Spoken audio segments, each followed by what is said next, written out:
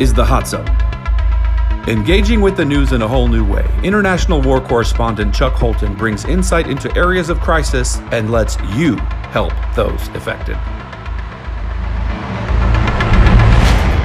When I talked to the Border Patrol guys, they were saying, look, I don't care what Biden says, we are going to do our best to keep pushing these people out. And instead of deporting them, which it's a process, they come in, they make an asylum claim, they wait for their court date, they get it denied, and then they're sent back out on a deportation. We're doing immediate removals. So as soon as we pick them up, we just drive them back to the border and open the van and say, get out and get back across the border. What did the wall or fence look like where you saw it in New Mexico? So they've got 74 miles of wall that goes from El Paso, Texas, into about Columbus, New Mexico. And there's a family called that's the new style wall? Yes, the new border. 30 foot high. And the last time I was out there, it was a vehicle barrier, which is like a Normandy thing. Right. Nothing. You can walk right across it. Right. But so that it's a big deal. But it right on the ranch, there's a 660,000 acre ranch that's owned by the Johnson family out there, and they were coming from the west also, and they were supposed to meet on that ranch, and they're only a half mile apart.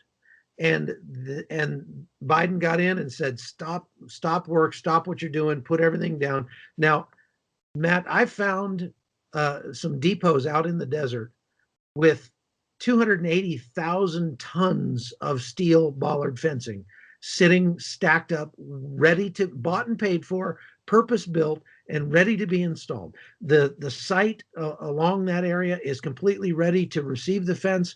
The equipment is there. The workers were there. Everything was ready to put it in. They were just a few days from closing up that section. So do you think that the caravans are going to aim for that point? I know they are. They already are. And now there's a half mile funnel in New Mexico. And of course, I mean, in one sense, it's good because the Border Patrol will know where to receive the people coming across.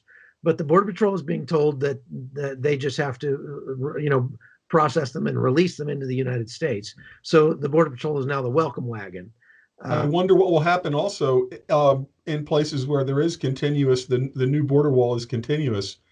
If a pickup truck with welding equipment just rolls up to it and takes, acetylene torches to it and cuts out 50 feet, will the Border Patrol be ordered to not respond and just watch it happen? Will they be allowed to do anything about somebody cutting the wall? Be allowed to do something if they caught them in the act, but I would say that if they cut the wall down, because they won't do it if there's Border Patrol there, and they've got scouts out, so they know where the Border Patrol is. So they just wait till there's nobody there. They come up, they cut the fence down, and I could say without a doubt they won't put it back up. They won't fix it. So any hole you could cut. I understand that the bottom part of it is filled with cement to make it harder to cut with a torch, but there are industrial like a chop saw that you can turn horizontally, put in the back of a vehicle, and just back up to that fence with a diamond blade and saw through basically anything that's not But I mean, my question is do you think that the Border Patrol would be able to stop them if they're on the Mexican side and they just start cutting the fence? At least now, but I mean, again, they're being told basically to stand down. And I understand that. I understand. Get this. The Border Patrol guys I talked to, and this is all, they're not going to identify themselves, but they're telling me, look, there's two governments now. We are going to do what we have to do to protect this border until they physically stop us from doing it. And if we have to do it under the table, we're going to do it in opposition to the sitting president. That's what they're telling me. And I've got that on audio. Again, they're not going to go on record saying that. They can't. But that's what they're telling me. So it could be likely that we see this sort of shadow black market government out there. Now, if these guys are able to cut through the fence, we may see what we saw on the California border with the old fence, where they literally installed hinges and put it back into place, and they just come and they jack it up and they drive right through and they put it back down. Yeah, this new fence, it'll be pretty obvious because that you'd have to cut off a big section, and at the top they're joined, so Yeah, they're not just, you can't just cut one and it's going to fall because they're joined at the top. So it wouldn't be a simple process, but it depends on the, if they're literally ordered to stay back from the border. Because I understand that we own like another yard or 2 yards on the other side, that we can maintain both sides of it because it's not Mexico one inch over past the fence. It's still America. Right. But the question is, will the Border Patrol be allowed to protect it from being destroyed? In some places, the wall is actually a couple hundred yards back from the actual line in El Paso proper. So they can patrol it. I don't know if you've been out to Brian Colfage's We Build the Wall project out there, but I spent quite a bit of time out there, and the borderline is actually about, I don't know, 50 or 60 feet in front of the wall. And the interesting thing we saw when we were out there is that the Mexican authorities are stopping migrants from getting to the wall and detaining them and taking them back because and the migrant or the INS agent I talked to, the Mexican guy, we stood on both sides of the wall and talked through the fence, told me, hey, these guys are a huge drain on our resources on this side. And so we don't want to encourage them to start coming north. Deterring them saves them man hours. Just don't come. Yeah. Yeah. So when I was think about it, when Trump said that the Mexicans would pay for the wall, if you were to add up the amount of money that Mexico is saving us by apprehending migrants on their side and sending them back, it may very well end up in the long run adding up to more than what we've paid for the barrier. And that's Trump's kind of hyperbole. But no matter what it costs, it's better than what we're doing now. I mean, we're just literally injecting trillions of dollars, which is going to come raging through as hyperinflation once people are out buying things again. But yeah, we're in a crazy time where something like stopping an invasion where these people are complete drains on our economy every which way, and then politically they're dangerous because they're given. In many states, they're given a voter card with their driver's license.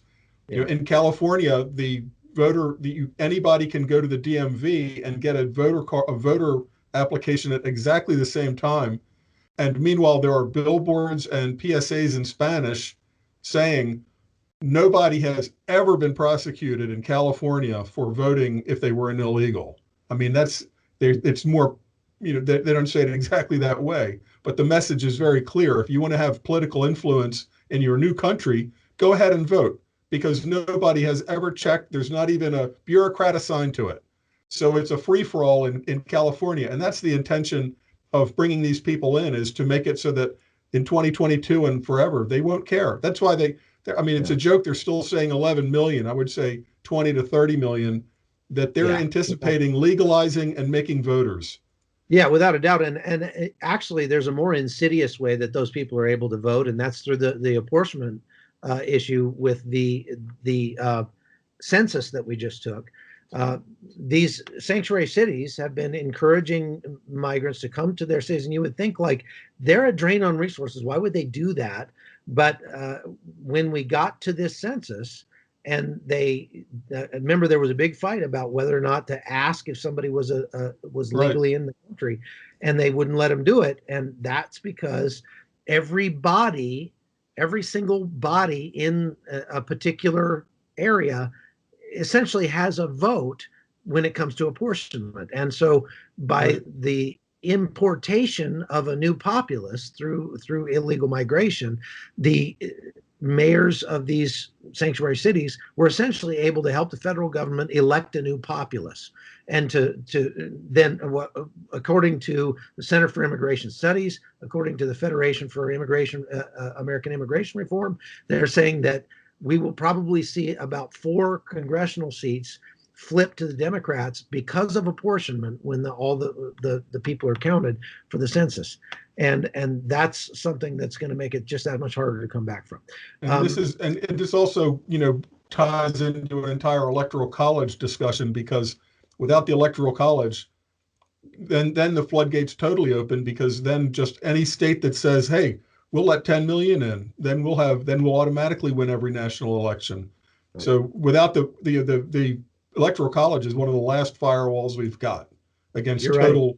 total tyranny of the majority, Well, you which can is see that created by the tyrants that are just using the tyranny of the majority to get in power. That's right. Yeah. You can see that their first priority now that they're in office is to make as many changes as they can that will solidify their hold on power forever. California, right? Well, not just I mean the federal government with this the gun. I mean to turn all of America into California, a one-party state, supermajority state, essentially like Venezuela. And I often use the example of Venezuela because when Hugo Chavez won his first election, Venezuelan conservative normies said, "Don't worry, he'll wreck the economy, and then we'll get him in the next election." Because once these socialists ruin the economy, they're going to come flooding back to vote for conservatives. Didn't happen. There was never another fair and free election. Right. And that's the end. Right. I think that's what we're seeing. Interesting times, and I appreciate you being willing, having the courage to stand up and talk about it.